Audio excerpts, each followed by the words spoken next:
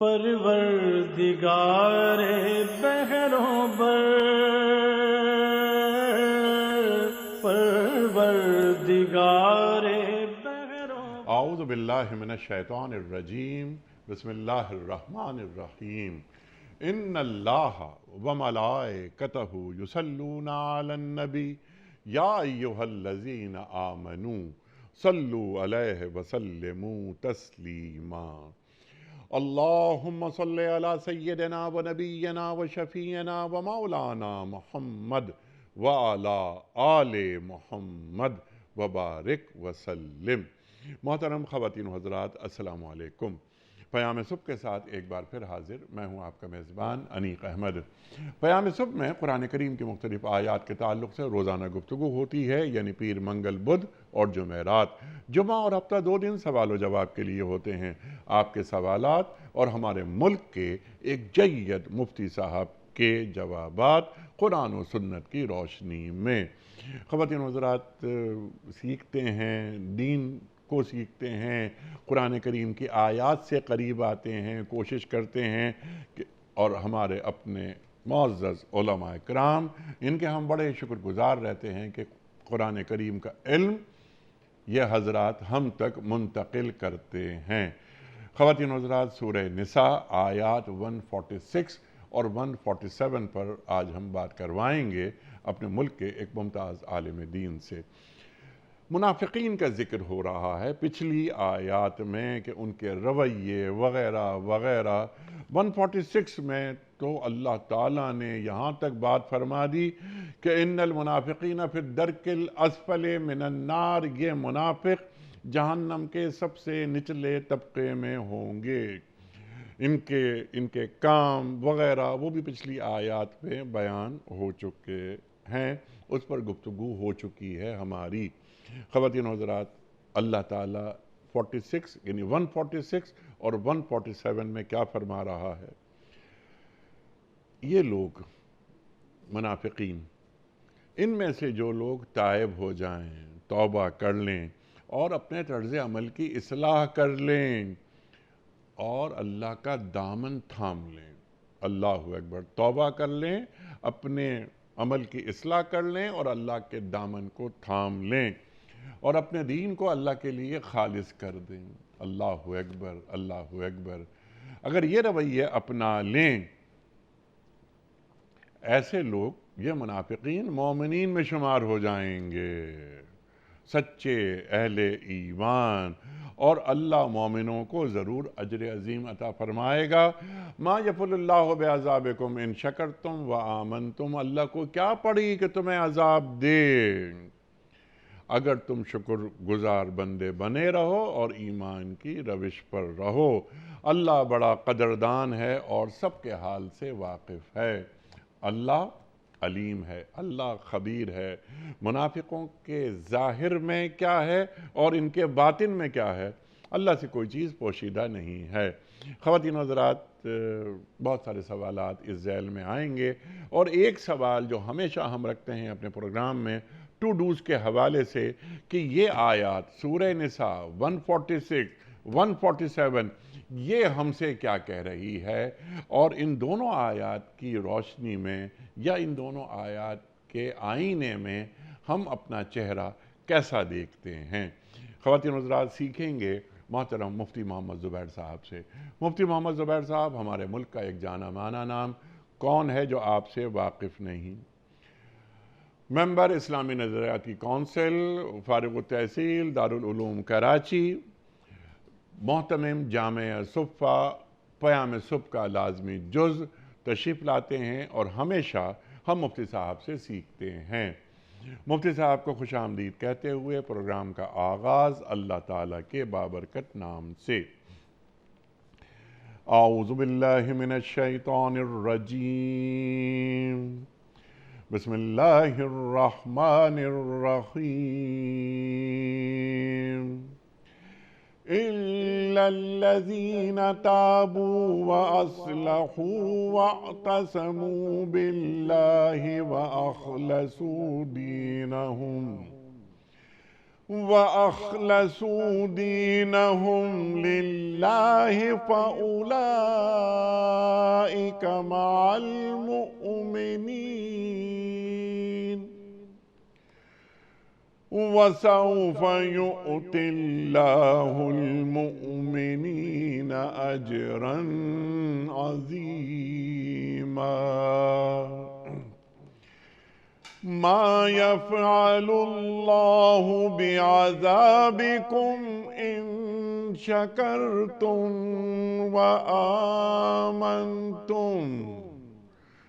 وكان الله شاكرا عليما صدق الله العظيم.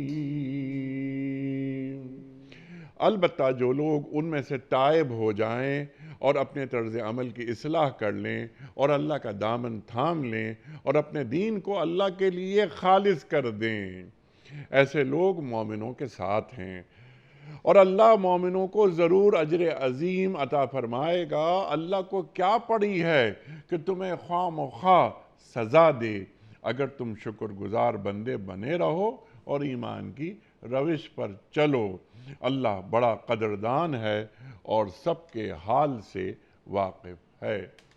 محترم مفتی زبیر صاحب کی خدمت میں اس سے پہلے کہ ہم رکھیں آج کے پروگرام کے حوالے سے پہلا سوال، کل کے پوچھے گئے سوال کا درست جواب اور آج کا سوال آپ کی خدمت میں. کل کا سوال ہمارا یہ تھا کہ کس نبی کو اللہ تعالیٰ نے بیماری کے ساتھ آزمایا اور انہوں نے صبر اور شکر کیا؟ درست جواب حضرت ایوب علیہ السلام نے. آج کا سوال نوٹ فرما لیجئے. قرآن کریم کی وہ کون سی صورت ہے جس کی ہر آیت میں لفظ اللہ موجود ہے؟ سورہ مجادلہ یا سورہ ماعون یا سورہ فلق؟ جو درست جواب آپ سمجھتے ہوں روانہ فرمائیے. ہمارے فون نمبرز ہیں 0092213452709. ہمارا دوسرا فون نمبر ہے 0092213500980. ہمارا ای میل ایڈریس ps@duniatv.tv. ہمارا SMS کا نمبر 3031 اور ہمارا واٹس ایپ کا نمبر ہے 0092321825019 مفتی صاحب ارشاد فرمائیے. منافقین کا ذکر ہو رہا ہے پچھلی آیات میں، مسلسل بات آگے بڑھ رہی ہے، لیکن اللہ تعالیٰ رحمان ہے اور رحیم ہے. یہاں رعایتیں، کنسیشنز، مغفرت، توبہ کر لو.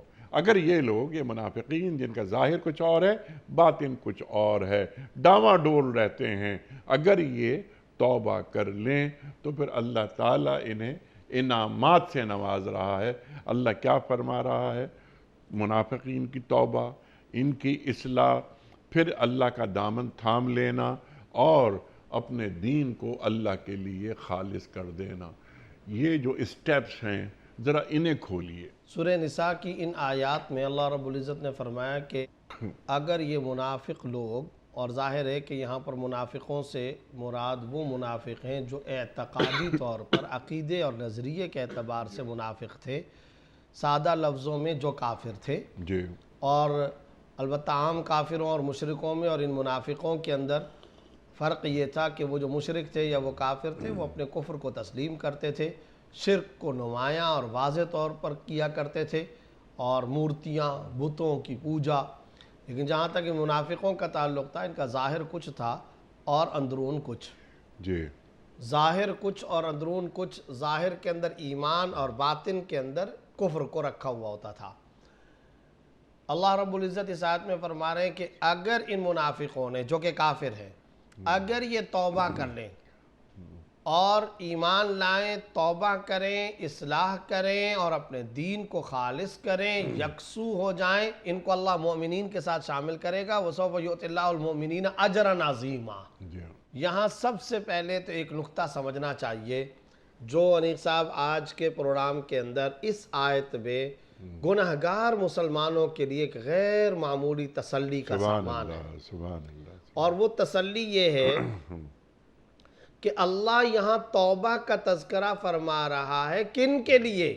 منافقین کے لیے. منافق، اور وہ منافق جو کہ کافر، وہ منافق نہیں کہ جو نفاق خفی کرنے والے، جیسا کہ حدیث کے اندر آتا ہے کہ منافقوں کی علامت یہ بھی ہے، جھوٹ بولتے ہیں، خیانت کرتے ہیں اور وعدے کو توڑتے ہیں. جی. اور یہ برائیاں، یہ علامتیں، یہ نشانیاں تو مسلمان کے اندر ہی پائی جاتی ہیں. یہاں ان منافقوں کا تذکرہ نہیں ہے، یہاں تو کافر منافقوں کا تذکرہ ہے. اللہ اکبر. پھر کافر منافق بھی انیق صاحب ایک وہ جو کافر منافق میرے اور آپ کے دور کا ہو، ہاں اس سے اگر اذیت پہنچے گی، تکلیف پہنچے گی، تو مجھے اور آپ کو، آج کے خالد، محمود، زید، عمر، بکر، یونس کو، ٹھیک.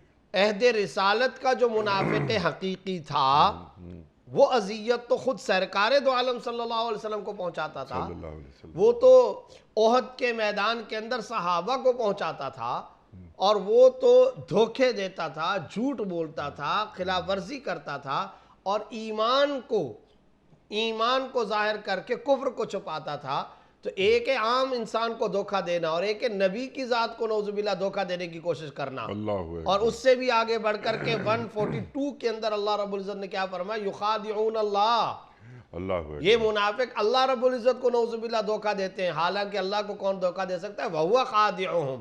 اللہ رب العزت ان کو ان کے دھوکے کی سزا دے گا، اور اللہ نے ان کو دھوکے کے اندر رکھا ہوا ہے. حقیقت میں وہ کوئی کسی کو دھوکہ نہیں دیتا، وہ اپنے آپ کو خود دھوکہ دے رہے ہیں. اللہ اکبر. تو اندازہ لگائیے کہ یہ ہے منافق. منافق بھی عہد رسالت کے، منافق بھی وہ کہ جو صرف نبی کو دھوکہ نہیں، اللہ کو دھوکہ دینے کی کوشش کر رہے ہیں. پھر ان کی سزا بھی پچھلی آیات کے اندر کیا بیان کی ہے؟ ان المنافقین لفی الدرک الاسفل من النار. جہنم کے سب سے نچلے طبقے کے اندر. ذرا تصور کیجئے، اس سے بڑھ کر کے خدا کا باغی اور کون ہو سکتا ہے؟ اللہ اکبر. اس سے بڑھ کر کے سرکش کون ہو سکتا ہے؟ اس سے بڑھ کر ظالم کون ہو سکتا ہے؟ خدا کو دھوکہ دینے والا، نعوذ باللہ خدا کا مجرم، نبی کا مجرم، صحابہ کا مجرم، قدسی صفات کا مجرم، اسلام کا مجرم، مسلمین کا مجرم. لیکن اندازہ لگائیے خدائی شفقت اور رحمت کا، إِلَّا الَّذِينَ تَابُوا وَأَصْلَحُوا وَاعْتَصَمُوا بِاللَّهِ. ہاں اگر ان میں سے کوئی یہ کر لے کہ توبہ کر لے، اصلاح کر لے، دین کو خالص کر لے، خلوص و اخلاص پیدا کر لے، خشوع و خضوع پیدا کر لے، سنسیئرٹی پیدا کر لے، اب اللہ رب العزت اس کو مسلمانوں کے زمرے میں ڈالے گا. وَسَوْفَ يُؤْتِ اللَّهُ الْمُؤْمِنِينَ أَجْرًا عَظِيمًا. اور بے شک اللہ ان قریب ان کو اجر عظیم عطا کرے گا. تو میرا اور آپ کا جو جرم ہے وہ زیادہ سے زیادہ تو نفاق عملی کا ہے. جی. وہ زیادہ سے زیادہ شراب پینے کا ہو سکتا ہے، ڈاکے کا ہو سکتا ہے، قتل کا ہو سکتا ہے، بدکاری کا ہو سکتا ہے، چوری کا ہو سکتا ہے، مگر کافر تو نہیں ہے ہم. ٹھیک. ہمارا مسلمان بھائی کافر تو نہیں ہے. بہت وہ خدا کو تو نعوذ باللہ دھوکہ نہیں دے رہا، سرکش تو نہیں ہے، وہ باغی تو نہیں ہے، دائرہ اسلام سے خارج تو نہیں ہے، مسلمان ہے، کمزور و گناہگار مسلمان ہے. اللہ اکبر. تو آج وہ ہمارے مسلمان جو گناہوں کی زندگی کے اندر مبتلا ہیں، خدا کی قسم اس سے بڑھ کر تسلی کی آیت کوئی نہیں ہے. یعنی اگر نفاق اعتقادی ہو جی. تو اصلاح کی صورتیں یہی ہوں گی، بالکل. اور اگر نفاق عملی ہو جی. جیسا کہ آپ نے فرمایا تو اصلاح کی صورتیں بھی یہی ہوں گی. یہی ہوں گی کہ وہ اپنے اپنے دائرے اور درجے کے گناہ سے توبہ کر لیں، بعض آ جائیں رک جائیں. وہ کفر اختیار کیے بیٹھے ہیں، وہ کفر سے توبہ کریں، ایمان لے آئیں، ٹھیک ہے. وَأَخْلَصُوا دِينَهُمْ لِلَّهِ، ٹھیک اور ہے. دین کو خالص کر لیں. ٹھیک. لیکن پھر وہی اگین کہ نقطہ یہ ہے، جب اتنا بڑا جرم معاف ہو سکتا ہے تو یہ تو چھوٹے جرائم ہیں. ٹھیک. ہاں یہ ضرور ہے، ان چھوٹے جرائم کو جب چھوٹے جرائم کہہ رہے ہیں، نعوذ باللہ اس طرح تو نہیں ہے کہ وہ فی نفسی چھوٹے جرائم ہو، لیکن وہ بہت چھوٹے جرائم ہیں کفر کے مقابلے میں، ٹھیک ہے. بہت چھوٹے جرائم ہیں منافقت کے مقابلے میں. ٹھیک. تو انہوں نے کیا کیا کہ انہوں نے اپنے طرز عمل کی اصلاح کر لی جی. اور اللہ کے دامن کو تھام لیا. اللہ کے دامن کو کیسے تھاما جاتا ہے؟ اب سب سے پہلی بات تو یہی میں عرض کرنا چاہتا ہوں کہ دیکھیں یہ ہے اصل معاملہ. جی. دوسرے نمبر پر ایک تو تسلی کا سامان ہے میرے لیے، آپ کے لیے. سبحان اللہ. دوسرے نمبر پر جو یہاں پر نقطہ ہے وہ یہ کہ اِلَّا الَّذِينَ تَابُوا. ٹھیک. قرآن کریم کا ایک اسلوب یہ ہے کہ توبہ کا جہاں بھی تذکرہ آتا ہے، توبہ کے ساتھ اللہ رب العزت توبہ کے دوام کا تذکرہ ضرور فرماتے ہیں. سبحان اللہ. توبہ کے قرار و ہمیشگی کا تذکرہ ضرور فرماتے ہیں. چنانچہ قرآن کا عام اسلوب ہے، اِلَّا الَّذِينَ تَابُوا وَاعْتَصَمُوا یا وَأَصْلَحُوا، اِلَّا الَّذِينَ آمَنُوا وَعَمِلُوا الصَّالِحَاتِ. صرف ایمان کا تذکرہ نہیں، آمنوا کے ساتھ عاملوا الصالحات کا تذکرہ، वल-अस्र इन्नल इंसान लफी खुस्र इल्ला लल्लज़ीना आमनू, उसके बाद वअमिलुस्सालिहात वतवासौ बिल हक़ वतवासौ बिस्सब्र। तो तौबा का भी जहाँ पर मामला आता है तो तौबा को अल्लाह रब्बुल इज़्ज़त चाहते हैं कि ये बरकरार व दवाम रहे, इसके अंदर हमेशगी रहे। और वो हमेशगी कैसे? तौबा की तो ये नहीं तौबा करता हूँ मैं तौबा करता हूँ ना, अब तुम्हारा अमल भी तब्दील होना चाहिए। काया पलट जिंदगी, खुशगवार इनकलाब, इनकलाब माहियत। अब बाज आ गए, रुक जाओ, जाविया निगाह बदल लो, जिस रुख पर चल रहे थे पटड़ी तब्दील कर लो। अच्छा। अब वो पटड़ी तुम्हारी नहीं रहेगी, वो रास्ता तुम्हारा नहीं रहेगा। इल्लल्लज़ीना ताबू व अस्लहू, फिर इस्लाह भी करें। ये नहीं है कि ज़बानी तौर पर एक मरतबा तौबा कर ली, रास्ता अभी तक वही है और वही आमाल इख्तियार किए जा रहे हो। तो ये अगर तौबा करते हो, इस तौबा का फ़ायदा नहीं है। तौबा और उसके साथ इस्लाह, यही वजह है कि वो जो तौबा के बारे में हम 3 शराइत बयान किया करते हैं, जो आपने कई दफ़ा बयान किए कि तौबा की कबूलियत की शराइत क्या होती हैं, जो औलियाए कराम, सूफियाए कराम, बुजुर्गान दीन, उलमा, रिकाक के माहिरीन और जो दाइयान इस्लाम, मुबल्लिगीन दीन जो बयान करते हैं, वो क्या कि तौबा की बुनियादी 3 शर्तें, इन्हीं आयात से वो शर्तें निकाली हैं, अपनी तरफ से नहीं। पहली बात क्या है कि तौबा उस वक़्त तुम्हारी कबूल होगी माजी में किए गए उस गुनाह पर नदामत हो, ठीक। नंबर 1। नंबर 2, हाल में तर्क, जो गुनाह था अभी इस वक्त तुमने उसको छोड़ दिया हो, मुस्तकबिल में ना करने का आज़म हो। तो यहाँ पर इल्लल्लज़ीना ताबू, इसके अंदर क्या चीज़ आया कि तुम तौबा कर लो। व अस्लहू में क्या आया? मुस्तकबिल में ना करने का आज़म। व अखलसू दीनहुम लिल्लाह, अब तुम खुलूस इखलास पैदा करो। क्या मतलब? वो जो माजी के अंदर हुआ था उसके ऊपर नादिम हो जाओ, ठीक। अब खुलूस पैदा करो, उस पर शर्मिंदा हो जाओ। तौबा तुमने कर ली है, अब उसके ऊपर शर्मिंदा हो जाओ। ये 3 शराइत अगर पाई जाती हैं तो फिर तौबा कबूल होगी। और फिर एक बात और भी ज़हन में रखिए कि इस तौबा के भी कई दर्जात होते हैं। एक दर्जा तौबा का क्या होता है? तौबा कर ली, अल्लाह ताला गुनाह माफ़ कर देंगे, इसको भी कुरान ने कई जगह पर बयान किया। लेकिन एक दर्जा अजीब व गरीब है, वो है तौबा की गहराई, उसमें खुशू व खुजू का इंतहाई आला तरीन स्टेज। तौबतुन नसूह, या अय्युहल्लज़ीना आमनू तूबू इलल्लाहि तौबतन नसूहा। अब वहां पर क्या बयान किया जा रहा है? अब उसके नतीजे में ये तौबा तुम्हारे गुनाहों का कफारा बनेगी, एक दर्जा। मगर एक और दर्जा है, फउलाइका युबद्दिलुल्लाहु सय्यिआतिहिम हसनात। सुभान अल्लाह। या खुदाया, कभी इंसान तन्हाई के अंदर मुहासबा करे, गौर व फिक्र करे कि ये कौन सा दर्जा होता है। या सुभान अल्लाह, ये दर्जा कौन सा होता है? फउलाइका युबद्दिलुल्लाहु सय्यिआतिहिम हसनात, गुनाह किए थे नेकी में तब्दील हो गए। अल्लाह। यानी आप अंदाजा लगाइए कि गुनाह को माफ ही कर दिया होता, यही सबसे बड़ी शफकत खुदाबंदी थी। लेकिन वो जो गुनाह था अब वो बाकायदा नेकी के अंदर तब्दील हो गया। ये कैसे होता है? पावर ऑफ तौबा। ये तौबा की पावर इतनी थी, वो रोना धोना इतना था, वो खुदा के सामने राजो नियाज इतना था, वो अल्लाह के सामने सजदे में गिड़गिड़ाना इतना था, वो नदामत का दर्जा इतना था। गढ़ता जा रहा है ये मोमिन जमीन में और मुसलसल गढ़ता जा रहा है, किसी पल आराम नहीं आ रहा, ठीक है। किसी जगह किसी पहलू सुकून नहीं महसूस हो रहा। और क्या है? रोता है, आंगन में मुसल्ला बिछाता है, रोता है, सजदे में रोता है, चलते फिरते अल्लाह माफी, अल्लाह माफी, अल्लाह माफी, तौबा करता है, इस्तगफार करता है। अब बस हर इंसान के पास एक मुफ्ती मौजूद है, हर इंसान के पास उसका एक ज़मीर मौजूद है।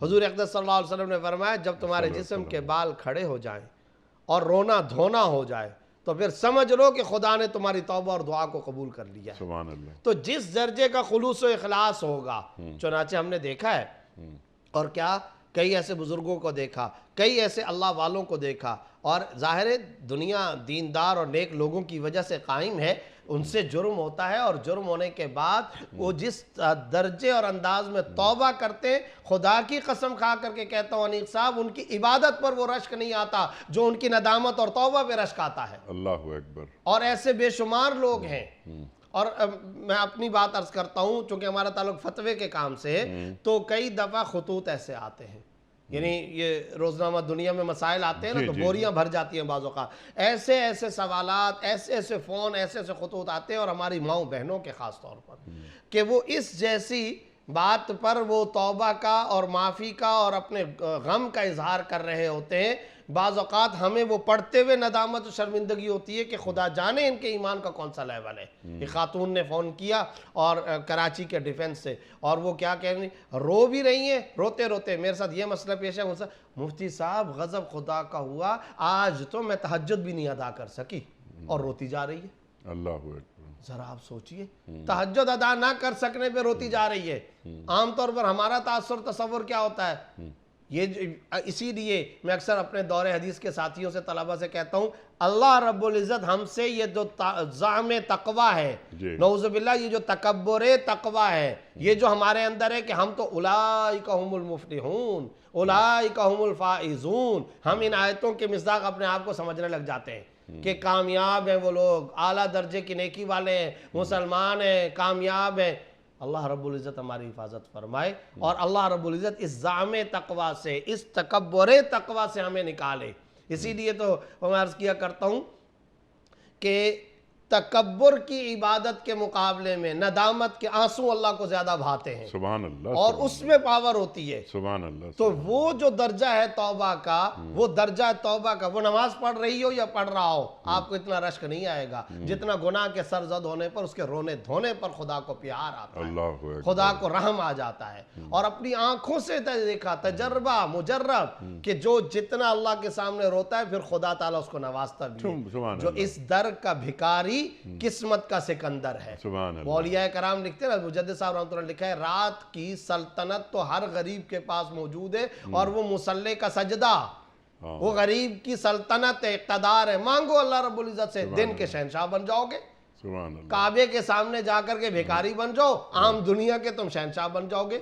خدا کے سامنے عجز و نیاز، خدا کے سامنے رونا دھونا، ابدیت کا اظہار۔ تو یہ یاد رکھے کہ توبہ کی جو پاور ہوتی ہے، توبہ کی جو حضرات فقہا میں اس بات پر بحث ہوئی ہے کہ گناہ نہ کرنے والا مسلمان، یہ باقاعدہ بحث ہے فقہا میں، تفسیر کی ایک بحث ہے، گناہ نہ کرنے والا مسلمان افضل ہے یا گناہ کر کے توبہ نصوح کرنے والا مسلمان افضل ہے؟ اللہ اکبر۔ اچھا، اب اس کے اوپر باقاعدہ تفصیلی بحث ہوئی ہے، حدیث کی کتابوں میں، تفسیر کی کتابوں میں، شراح نے، مفسرین کرام نے، کہ کیونکہ میرا اور آپ کا عقیدہ کیا ہے، سچی توبہ کرنے سے گناہ معاف ہو جاتا ہے۔ اچھا، ایک آدمی جس نے گناہ نہیں کیا، دوسرا ہے جس نے گناہ تو کیا ہوا ہے مگر گناہ کرنے کے بعد اب رویا دھویا بہت ہے، نادم اور شرمندہ بہت ہے۔ اب یہ جو نادم اور شرمندہ ہے، یہ مسلمان افضل ہے یا وہ مسلمان افضل ہے؟ تو اس پر بحث چلی ہے، اور اس بحث کے نتیجے میں بعض حضرات مفسرین اور اولیاء کرام کہتے ہیں وہ والا مسلمان جس نے گناہ نہیں کیا۔ پھر دلائل کی بحث ہے، وہ لطیف بحث ہے، میں اس تفصیل میں نہیں جاتا۔ مثلا انہوں نے یہ اس میں ایک دلیل دی ہے کہ وہ جو مسلمان جس نے گناہ نہیں کیا وہ افضل کیوں ہے؟ کیونکہ توبہ دراصل کفارہ ہے، توبہ کفارہ ہے، توبہ ازالہ ہے، تلافی ہے۔ جرم ہو گیا، اب اس کا ہم ازالہ بصورت توبہ کرتے ہیں، بصورت استغفار کرتے ہیں، ٹھیک ہے کہ نہیں؟ لیکن جس نے وہ گناہ نہیں کیا تو اس نے تو کوئی جرمانہ ہی نہیں کیا، لہٰذا وہ افضل ہے۔ بعض حضرات یہ کہہ رہے ہیں، لیکن بعض دوسرے حضرات مفسرین کیا کہتے ہیں؟ نادم زیادہ افضل ہے۔ ان کی دلیل کیا ہے؟ استدلال اور ثبوت کیا ہے؟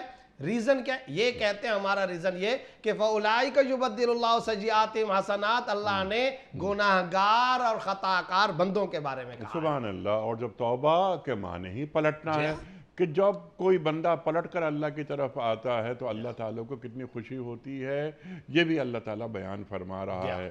اور ہے تو میرا بندہ، جرم کیا، بغاوت کی، میرے احکام کا اس نے مذاق اڑایا، لیکن توبہ کر کے دوبارہ قریب آ گیا۔ جب اس نے پکارا تو کسی اور کو نہیں پکارا، مجھے ہی پکارا ہے اس نے، تو میرا بندہ میرے پاس ہی آ گیا۔ اور اللہ کو اس کی پکار بہت بھاتی ہے۔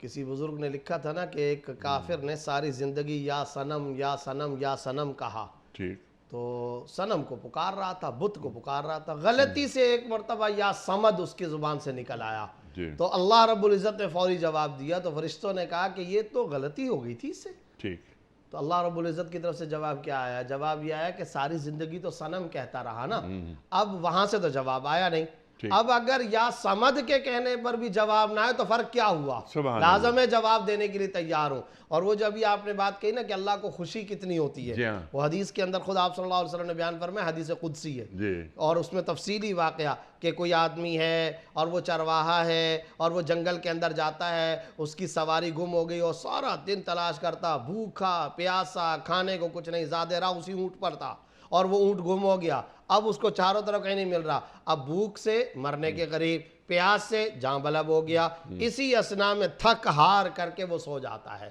سو جانے کے بعد آنکھ لگتی, جب اٹھتا ہے تو اس کا توشہ اور اونٹ سامنے کھڑے ہیں. تو فرمایا اس انسان کو جتنی خوشی ہوتی ہے اس سے کئی گنا زیادہ اللہ کو بندے کی توبہ پر خوشی ہے. اللہ اکبر. اور وہ گھبراہٹ میں, خوشی میں یہ کہتا ہے کہ اے اللہ میں تیرا رب, تو میرا بندہ, برعکس جملہ بول دیتا ہے. برعکس جملہ بول دیتا ہے. تو اللہ تعالیٰ کو اس کی یہ گھبراہٹ بھی عزیز ہوتی ہے. اچھا یہاں پر منافقین یہ آ جائیں, اپنی اصلاح کر لیں, توبہ کر لیں. توبہ پر آپ نے تفصیلی بات فرما دی. قرآن کریم مستغفرین بالاسحار کہتا ہے. جی ذرا اسے کھولیے کہ اللہ تعالیٰ سے مغفرت طلب ہو رہی ہے, یہ اسحار سے کیا مراد ہے؟ کیا تہجد کی نماز میں اللہ تعالیٰ سے مغفرت مانگنا؟ ذرا واضح کیجئے. انیق صاحب یہ جو سحر کے وقت, جی رات کا شب زندہ دار ہونا ٹھیک, اور رات کا آخری پہر, جی یہ قرآن و حدیث کے اندر بڑا قیمتی وقت بیان سبحان کیا اللہ گیا. سبحان اللہ. اور یہ ایک ایسا قیمتی وقت ہے, صحیح بخاری کے اندر حدیث موجود ہے.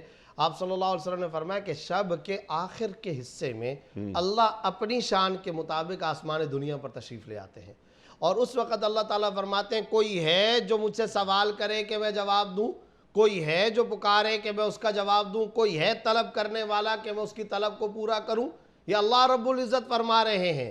اچھا یہ جو مستغفرین بالاسحار ہے, اس کو عباد الرحمن, بندے خدا کے خاص بندے, ان کے اندر اس کا تذکرہ کیا گیا. اور سورہ مزمل کی آیت نمبر 6 میں اللہ نے کیا فرما رکھا ہے, اِنَّ نَاشِيَةَ اللَّيْلِ هِيَ أَشَدُّ وَطْعًا وَأَقْوَمُ قِيلًا, بے شک راتوں کا جاگنا یہ خواہشات نفسانیہ کو دبانے اور دن کے وقت میں سچی اور حقیقی اور پرتاثیر گفتگو میں سب سے زیادہ مؤثر ترین چیز ہے.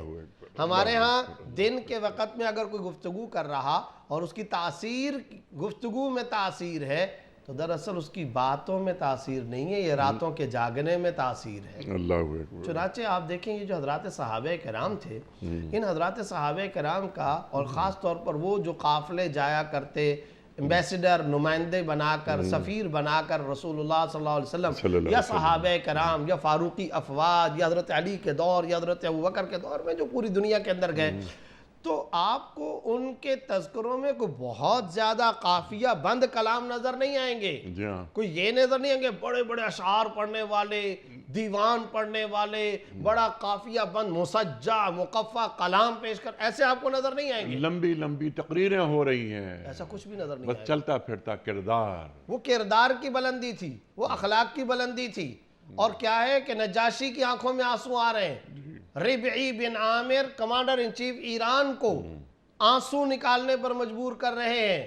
اور یہ جو کوفہ, بغداد اور عراق کے جتنے سپہ سالار اور جتنے عمال, وہ سارے کے مقوقس بادشاہ کے سامنے کیا جا رہا ہے, اور سیدھی سیدھی باتیں جا رہی ہیں, سیدھی سادھی بات کہ ہمیں اللہ کے نبی نے بھیجا ہے. بعثنا, ہم آئے, بھیجے گئے ہیں, خود سے نہیں آئے. اللہ ابتعثنا, اللہ رب العزت نے ہم کو بھیجا. لنخرج العباد من عبادت العباد الى عبادت رب العباد, بندوں کو بندوں کی بندگی سے نکال کر بندوں کے رب کی بندگی کی طرف منتقل کرنے کے لیے آئے. یہ ساری جو گفتگو اور آیات پڑھی جا رہی ہیں, اور ان آیات کے پڑھنے پر آگے والے ہل کے رہ رہے ہیں, اور اگلے بادشاہ کہہ رہے ہیں یہ دیکھ لو, یہ تنکے سے نقشہ بنا بنا کر کے کہ یہاں تک اسلام آئے گا. اور مقوقس بادشاہ کے سامنے صحابہ کرام کا جو نقشہ کہیں, رَأَيْنَا قَوْمًا الْمَوْتُ أَحَبُّ إِلَىٰ أَحَدِهِمْ مِنَ الْحَيَاةِ وَالتَّوَاضُعُ أَحَبُّ إِلَيْهِمْ مِنَ الرِّفْعَةِ लैसा लिअहदिहिम फिद दुनिया रग़बतुन वला नियामा व इन्नमा जुलूसुहुम तुराब व अक्लुहुम अला रकबिहिम व अमीरुहुम का वाहिदिम मिनहुम मा युअरफु रफ़ीउहुम मिन वज़ीइहिम वला सय्यिदु मिनल अब्द फ़इज़ा हज़रतिस सलात लम यतख़ल्लफ़ अन्हा मिनहुम अहदुहुम यग़सिलूना अतराफ़हुम बिलमा व यख़शऊन फ़ी सलातिहिम। अब ये सहाबा का नक्शा मक़ूक़स बादशाह के सामने जा रहा है। ऐसी कौम देखी है, मौत से प्यार करती है, जी सुभान अल्लाह, तवाज़ो उनको बहुत महबूब है, ज़मीन पर बैठ जाते हैं, ग़ुलाम और आका इकट्ठे बैठ के रोटी खाते हैं, अल्लाह हू अकबर। उनमें आप ग़ुलाम और आका की तमीज़ नहीं कर सकेंगे, उनमें प्रोटोकॉल कल्चर कोई नहीं है, आजिज़ी उनको बहुत ज़्यादा महबूब है, जी हाँ, तकब्बुर उनके करीब से नहीं गुजरा, तकल्लुफ़ उनके अंदर है नहीं है, इल्म के एतबार से गहरे हैं और अपने नमाज के वक़्त के अंदर कोई पीछे नहीं हटता। वयग़सिलूना अतराफ़हुम बिलमा, अपने आज़ा को वो मट्टी आज़ा को पानी से धोते हैं, क्योंकि वो गैर मुस्लिम बयान कर रहा था, वुज़ू को जानता नहीं था वो, ठीक। तो वो कहता है वयग़सिलूना अतराफ़हुम बिलमा, अपने आज़ा को पहले पानी से धोते हैं, लेकिन वयख़शऊन फ़ी सलातिहिम, फिर नमाज के अंदर ऐसे खुशू खुजू के साथ खड़े हो जाते हैं अल्लाह कि उनको दाएं बाएं की परवाह नहीं होती। अल्लाह और आगे बादशाह क्या कह रहा है, बादशाह ये कह रहा है कि ये यहाँ तक पहुँच कर रहेंगे, इनका दीन और इस्लाम यहाँ तक आएगा। तो ये सब क्या था, ये क्या चीज़ें बयान हुई हैं, ये जो आपने कहा किरदार, ये इनका किरदार बयान हो रहा है, अखलाक की बुलंदी बयान हो रही है। आज अफसोस की बात क्या है, हाल नहीं है, काल है। जी। अच्छा, ये क्या करते हैं कि ये अब अल्लाह के दामन को थाम लेते हैं और अब दीन को अल्लाह के लिए खालिस कर लेते हैं। तो अल्लाह के दामन को थाम लेना, अपने दीन को खालिस कर लेना, ये क्या है, ज़रा इसे वाज़ेह कर देखें, ये जो है ना कि वातसमू लिल्लाह, अल्लाह के दामन को पकड़ते, यही वातसमू का लफ्ज़ कुरान के बारे में आया है, जी। वातसिमू बिहब्लिल्लाहि जमीअन वला तफर्रकू। तो मुनाफिक का मामला तो यही था ना कि पहले से तफरक़े के अंदर था ना, ठीक क्योंकि तफरक़ा इस तरह के ज़ुबान पर कुछ है और अंदर कुछ है, तो ये तफरक़ा तो है ना, ठीक खुद एक ही वजूद तफरक़े का शिकार, ठीक, और पीछे आया मुज़ब्ज़ब कभी, तो क्या ऊपर जो है कुछ है और अंदर कुछ है। तो यहाँ क्या कहा जा रहा है, यहाँ पर कहा जा रहा है वातसमू। अब ये कि इस्तेहकाम पकड़ लो और तमाम आज़ा के साथ अल्लाह के दीन को पकड़ लो, अब तफरका नहीं होना चाहिए। दूसरे लफ्ज़ों में कुरान करीम को पकड़ लो, सुभान अल्लाह, कुरान करीम, वातसिमू बिहब्लिल्लाह जमीअन वला तफर्रकू। मुनाफिक तो तफर्रक का शिकार था, तो मुनाफिकत से निकलने का नुस्खा ये है कि कुरान को थाम लो। और ये जो बात है ना, वअख़लसू दीनहुम लिल्लाह, अल्लाह को यकसू लोग पसंद है, हुनफा लोग पसंद है। जी हाँ, और ये जो वअख़लसू का लफ्ज़ है, अल्लाह इसको अल्लाह ने कुरान में कई जगहों पर बयान किया है। ठीक है। चुनाचे अब आप देखें सूरतुल बय्यिना आयत नंबर 5, वमा उमिरू इल्ला लियअबुदुल्लाह मुख़लिसीना लहुद्दीन, जी हाँ, और आगे हुनफा लिल्लाह। अब उनको हुक्म नहीं दिया गया मगर ये कि वो अल्लाह की इबादत करें, मुख़लिसीना लहुद्दीन, अल्लाह के लिए दीन को खालिस करते हुए, हुनफा यकसू होकर। ये जो यकसू का लफ्ज़ है और अख़लसू दीनहुम लिल्लाह का लफ्ज़ है, तो पहले तो ज़रा ये बताइए कि दीन इबादात के मजमूए या चंद रसूमात के मजमूए का नाम है या दस्तूर हयात का। अल्लाहु अकबर। तो जब दस्तूर हयात का नाम है तो वह अख़लसू दीनहुम लिल्लाह का मतलब यह है कि तहजीब भी मुसलमानों वाली और इस्लाम वाली, सकाफत भी, फिर तुम्हारा मुकम्मल तौर पर क़िबला मक्का और मदीना होना चाहिए, ठीक है, फिर तुम्हारा पूरे का पूरा क़िबला कुरान होना चाहिए, मईशत में, मुआशरत में, तमाम के तमाम अशिया के अंदर तुम्हारा क़िबला फिर इस्लाम होना चाहिए। इसका खुलूस का तकाजा ये है कि इसको इबादात और रसूमात तक महदूद ना रखो, इसको दस्तूर हयात मानो। सुभान अल्लाह, सुभान अल्लाह, सुभान अल्लाह। और दीन को अल्लाह के लिए खालिस कर लेते हैं। ये अल्लाह को मतलूब है हमसे। खालिस कर लेने का मतलब कि हमारी जो इबादतें हैं, हमारा जो अमल है, अल्लाह से एक ताल्लुक़ है, एक रिश्ता है, उसमें से खोट को निकाल लेना, मुकम्मल भरोसा, हस्बुनल्लाह व निअमल वकील। तो ये जो भरोसा, ये जो गुफ्तगू आप फरमा रहे हैं, सुभान अल्लाह, सुभान अल्लाह। लेकिन ये गुफ्तगू यानी महज गुफ्तगू नहीं, या कोई फार्मूला नहीं है इस तरह के बयान कर दिया कि और ऐसा हो गया। इसके लिए बाकायदा कोई रियाज करना पड़ता है, एक तरबियत होती है। आपने बारहा सहाबा का जिक्र किया रिज़वानुल्लाह ताला अजमईन کیا کیا تربیت، کس کس انداز سے تربیت. چلتا پھرتا قرآن، یہ راز کسی کو نہیں معلوم کہ مومن قاری نظر آتا ہے، حقیقت میں ہے قرآن. تو 13 برس مکہ مکرمہ کے قدسی نفوس تیار ہوئے. تربیت کون کر رہا ہے؟ مربی کون؟ مزکی کون؟ سرکار دو عالم صلی اللہ علیہ وآلہ وسلم. ابھی آپ نے بات فرمائی نجاشی کے آنکھوں میں آنسو آ گئے. کیوں آئے آنسو؟ جعفر طیار سورہ مریم پڑھ رہے ہیں. انہیں معلوم ہے کہ نجاشی یہ مسیحی بادشاہ ہے، اس کے سامنے سورہ مریم پڑھنی چاہیے. تو یہ حکمت اسوہ مریم کو بیان کر رہے ہیں، اسوہ عیسوی کو بیان کر رہے ہیں، اور پھر ساتھ میں یہ بتا رہے ہیں کہ اس کی تائید محمد الرسول اللہ صلی اللہ علیہ وسلم فرما رہے ہیں. صلی اللہ علیہ وسلم. اور یہ حضرت جعفر، کبھی کبھار سوچنا چاہیے کہ حضرت جعفر طیار رضی اللہ تعالیٰ نجاشی کے دربار میں کھڑے ہیں، اور ان کی پچھلی قربانیاں، حبشہ، ہجرت، اور کس طریقے سے یہ گھر بار چھوڑ کر کے آئے، اور ان کو کیسے بار بار نکالا گیا، اور پھر یہاں پر ہجرت کرنے کے بعد ان کو دراصل اس ملک سے نکالے جانے پر مشرکین مکہ کی مہمات چل رہی تھیں. بے سر و سامانی کا عالم ہے. صرف اور صرف آج وہ واقعہ بخاری کے اندر پڑھے تو آنکھوں سے آنسو نہیں تھمتے. بے سر و سامانی کا عالم ہے. ان کی اہلیہ ہے ان کے ساتھ، چھوٹے بچے ہیں، اور ان کو کہا جا رہا ہے کہ تمہارے اس ملک میں کچھ فساد پھیلانے والے لوگ ہیں، آپ ان کو نکال دیں. اور وہ بیچارے بے سر و سامانی کے عالم میں خستہ حال، پھٹے پرانے کپڑوں کے ساتھ وقت کے طاقتور بادشاہ کے سامنے آ کر کے سورہ مریم کی تلاوت کر رہا ہے. کردار بول رہا ہے، یہ کردار بول رہا ہے، اور پیچھے اللہ ہے جو بلوا رہا ہے.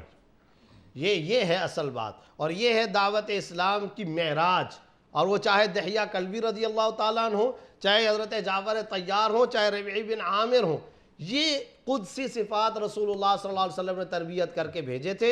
اور پھر جب یہ گئے ہیں تو کہاں کہاں نقوش انہوں نے نہیں چھوڑے، اور کہاں کہاں انہوں نے دنیا کی کایا نہیں پلٹی ہے. تو یہ اصل ان کے پیچھے جو طاقت تھی وہ قرآن کی طاقت، تزکیے کی طاقت، حنفاء للہ کی طاقت، وَأَخْلَصُوا دِينَهُمْ للہ کی طاقت. اچھا، اور دوسری بات ایک اور بھی عرض کر دوں انیق صاحب، یہ جو خلوص ہے نا، دین کو خالص کرنا، یہ بڑا ضروری ہے. اگر کوئی شخص اپنے دین کو خالص نہیں کرتا تو یہ اللہ بچائے یہاں سے برانچز اور یہاں سے تاریں، یہاں سے شاخیں نکلتی ہیں شرک کی. اس لیے کہ وہ دین اس کا خالص نہیں ہے، تو پہلے اللہ بچائے وہ شرک کی طرف جائے گا. اور شرک کی طرف جائے گا ابتدا کے اندر شرک خفی میں جائے گا.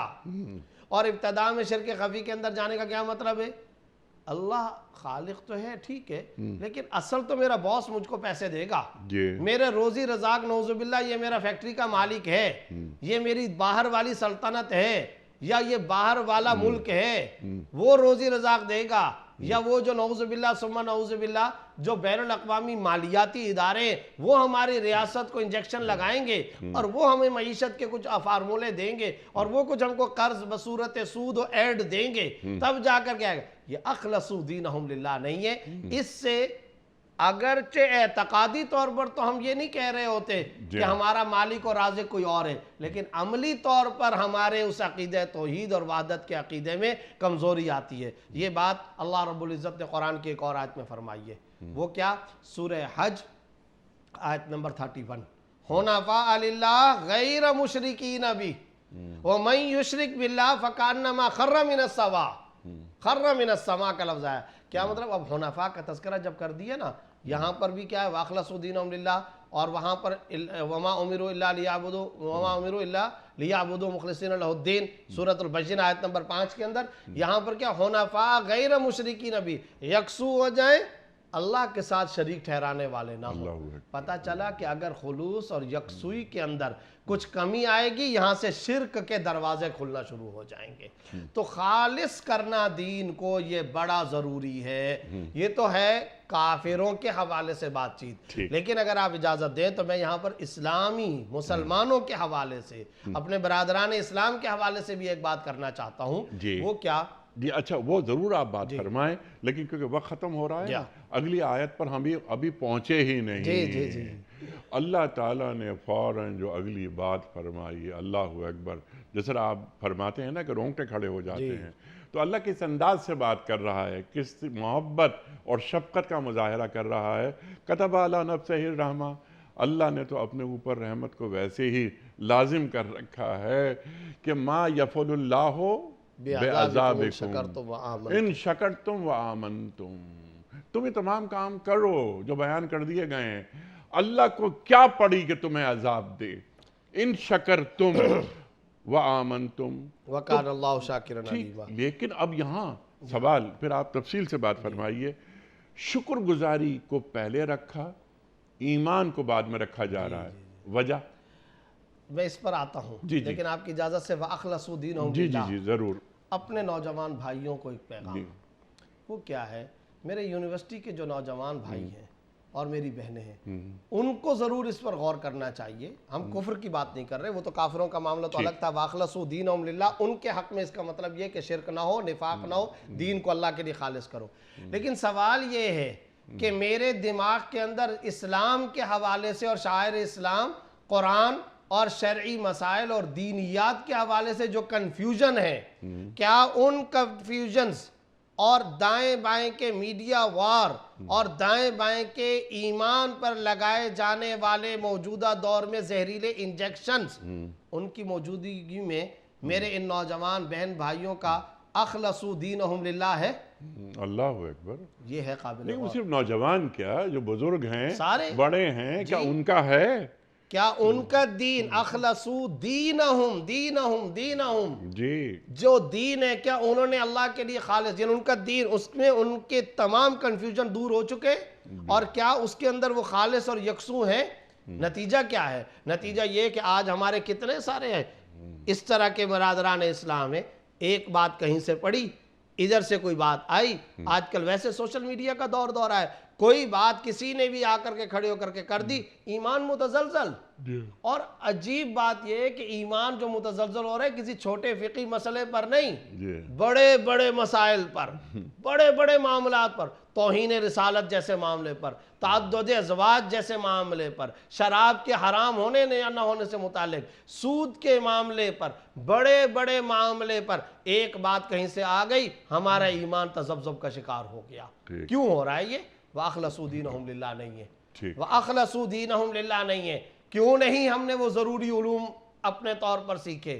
کیوں نہیں ہم نے قرآن کریم کو اپنے قریب کیا؟ اور کیوں نہیں ہم نے اس کو پڑھا؟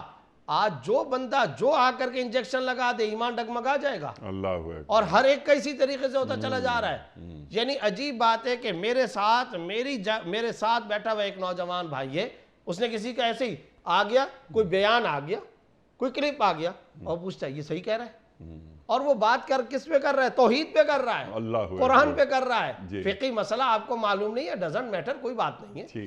آپ کو کوئی زکوٰۃ کا، کوئی تراویح کا، کوئی حج کا اندرونی مسئلہ، کوئی نماز کا اندرونی مسئلہ، کوئی مسئلہ نہیں ہے. لیکن بات وہ کر رہا ہے عقیدہ توحید پر، بات وہ کر رہا ہے رسالت پر، عقیدہ آخرت پر بات کر رہا ہے. اور اس پر ہماری یہ بہن تذبذب کا شکار ہو گئی ہے. سب کچھ پڑھ لیا، قرآن نہ پڑھا، اور سارے کے سارے معاملات کو ہم طے کر کے بیٹھے ہوئے، مگر دین کو خالص کر کے نہیں بیٹھے ہوئے. چنانچہ یہ جو معاشرے کے اندر، نام لیے بغیر ذکر کرتا ہوں، یہ جو ہمارے معاشرے میں کچھ سو کالڈ اپنے طور پر خود ساختہ ایسے لوگ پیدا ہو جاتے ہیں جو دین کے نام پر لوگ ان کی طرف فوراً متوجہ ہو جاتے ہیں. ان کا کوئی خاص علم نہیں، وہ چاہے کراچی میں ہو کہ دائیں ہو کہ بائیں ہو، کدھر بھی ہو، مجھے اس سے بحث نہیں. لیکن ان سے ہمارے لوگ متاثر کیوں ہوتے ہیں؟ اس لیے کہ وہ ایک ڈھیلا ڈھالا نظام پیش کر دیتے ہیں، اور عوام ایسا ہلکا پھلکا مرضی کے مطابق جو دین کی تعبیر وہ سننا چاہتے ہیں. وہ اور عدم آگاہی، عدم شناسائی، عدم واقفیت. اخلصوا دینہم للہ نہیں ہے. اور جب اخلصوا دینہم للہ نہیں ہے تو اب بتائیے وہ دین خالص بھی نہیں ہوگا. الا للہ الدین الخالص، وہ جو قرآن کہہ رہا تھا اللہ کے لیے، خبردار، اللہ کے لیے خالص دین. اللہ کو یکسو لوگ پسند ہے، حنفاء لوگ پسند ہے. تو یہ ہے وہ نقطہ جس نقطے پر ہم سب کو متوجہ ہونا چاہیے. آخری آیت اللہ رب العزت کی خصوصی خدائی شفقت کو بیان کرتی ہے. کیا ہے اللہ کیا کرے گا؟ اپنے تم بندوں کو عذاب دے کر اگر تم شکر کر لو اور ایمان لے آؤ.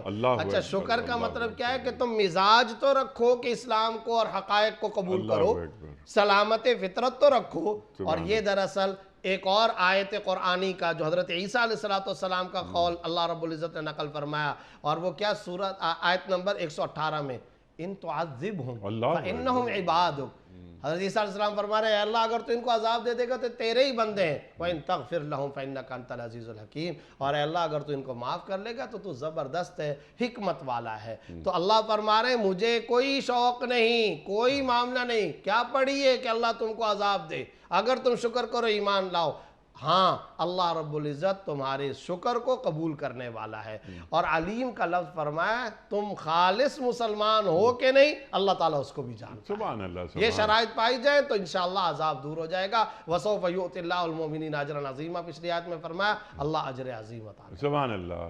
حضرت ایک سوال میں نے اور رکھا تھا کہ شکر پہلے آ رہا ہے، ایمان بعد میں آ رہا ہے، اس کی کیا حکمت ہے؟ سلامت فطرت، شکر سے مراد یہاں پر ہے سلامت فطرت، انصاف۔ اگر کوئی بھی انسان انصاف سے کام لے، چاہے ابھی تک وہ ایمان پہ نہیں آیا، انصاف سے کام لے گا تب بھی وہ ان حقائق کی بنیاد پر شریعت اور اسلام اور دین کی طرف متوجہ ہوگا، اور وَآمَنْتُمْ اس کا نتیجہ نکلے گا۔ سبحان اللہ، سبحان اللہ، اس کا نتیجہ وَآمَنْتُمْ، یعنی وہ صاحب ایمان ہوگا۔ اللہ اکبر۔ اور ایمان بھی وہ کہ جو اللہ تعالیٰ کو مطلوب ہے، یعنی وہی مخلصین لہ الدین جو آپ نے بات فرمائی۔ مفتی صاحب آپ کا بڑا ممنون، بڑا شکر گزار، آپ تشریف لائے۔ خواتین و حضرات، یہ سورہ نساء آیات 146 اور 147 پر مفتی زبیر صاحب نے تفصیلی گفتگو فرمائی اور بتایا کہ اللہ تعالیٰ کیا ہمیں پیغام دے رہا ہے۔ کیا اچھی بات فرمائی مفتی صاحب نے کہ جو نفاق اعتقادی ہے ہم اس سے تو نہیں گزرتے، الحمدللہ الحمدللہ، لیکن بعض اوقات نفاق عملی سے اگر بندہ گزر رہا ہے تو بتا رہا ہے اللہ کہ یہ توبہ کر لیں، یہ اپنی اصلاح کر لیں، طرز عمل کو بہتر کر لیں اور اپنے دین کو اللہ کے لیے خالص کر لیں۔ اللہ تعالیٰ کو کیا پڑی کہ ہمیں عذاب دے، بس ہم شکر گزاری کرتے رہیں اور ایمان لائیں۔ مفتی صاحب کا بڑا شکر گزار ایک بار پھر کہ آپ تشریف لائے۔ وقت مکمل ہوا ہمارے آج کے پروگرام کا۔ آپ اور ہم جانتے ہیں کہ پیام صبح میں آخری حصے میں ہم کوئز کا جو سوال ہے اس کو دہراتے ہیں۔ کل کا سوال ہمارا یہ تھا کہ کس نبی کو اللہ تعالیٰ نے بیماری کے ساتھ آزمایا اور انہوں نے صبر اور شکر کیا؟ درست جواب حضرت ایوب علیہ السلام۔ آج کا سوال نوٹ فرما لیجئے۔ قرآن کریم کی وہ کون سی سورت ہے جس کی ہر آیت میں لفظ اللہ موجود ہے؟ سورہ مجادلہ، سورہ معون یا سورہ فلق؟ جو درست جواب آپ سمجھتے ہوں روانہ فرمائیے۔ ہمارے فون نمبرز ہیں 0092213452709۔ ہمارا دوسرا فون نمبر ہے 0092234300980۔ ہمارا ای میل ایڈریس ps@dunyatv.tv۔ ہمارا SMS کا نمبر 3031 اور ہمارا واٹس ایپ کا نمبر ہے 00923218250194۔ حضرت ایک پرچی نکال کر اعلان فرما دیجئے، آج کے ونر کون ہیں؟ یہ ہیں جی ارشد الہی صاحب، وابڈا ٹاؤن لاہور۔ ارشد الہی صاحب وابڈا ٹاؤن لاہور سے آپ کی خدمت میں دنیا ٹی وی کی جانب سے دینی کتب پر مشتمل گفٹ ہیمپر آپ کے گھر یعنی وابڈا ٹاؤن لاہور بذریعہ کوریئر روانہ کیا جا رہا ہے۔ آپ کو بہت بہت مبارک ہو۔ پیام صبح کا اختتام ہوتا ہے روزانہ ایک قول پر، اور وہ قول ہوتا ہے صاحب نہج البلاغہ امیر المومنین حضرت علی مرتضیٰ کرم اللہ وجہہ کا۔ آپ فرماتے ہیں گناہ بیماریاں ہیں اور ان کا علاج استغفار ہے۔ گناہ بیماریاں ہیں اور ان کا علاج استغفار ہے۔ سبحان اللہ سبحان اللہ۔ اپنے میزبان انیق احمد کو کل تک کے لیے اجازت دیجیے۔ خدا حافظ۔ پروردگار بحروں پر